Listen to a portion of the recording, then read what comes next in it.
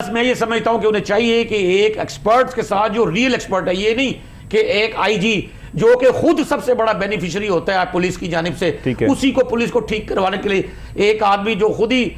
مطلب ڈاکٹر ہے، اس کو آپ محض ایک شعبہ صحت کو ٹھیک کرنے کے لیے نہیں کہہ سکتے۔ اس کے لیے آپ کو جو سٹیک ہولڈرز ہوتے ہیں، جن کو تکلیف ہوتی ہے پولیس سے، جن کو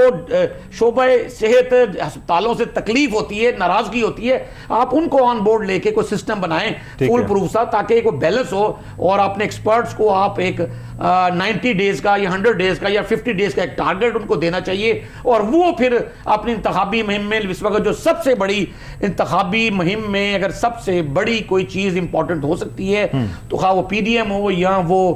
پی ٹی آئی ہو، اس کے لیے وہ ملک کا اکنامک ایجنڈا ہے کہ وہ پاکستان کو اس ڈیفالٹ ہوتی ہوئی صورتحال سے کیسے بچائیں گے، عام آدمی کے لیے کیا کر سکیں گے، جوڈیشری کو کیسے ٹھیک کر سکیں گے، پولیس کو کیسے ٹھیک کر سکیں گے، یہ دونوں بنیادیں ہیں۔ اس کے بعد آپ کے ہسپتالوں کا نظام کو کیسے ٹھیک کر سکیں گے، آپ کے ایجوکیشن سسٹم کو کیسے ٹھیک کر سکیں گے، اور سب سے بڑی ایک بات، رائٹس آف اے مین۔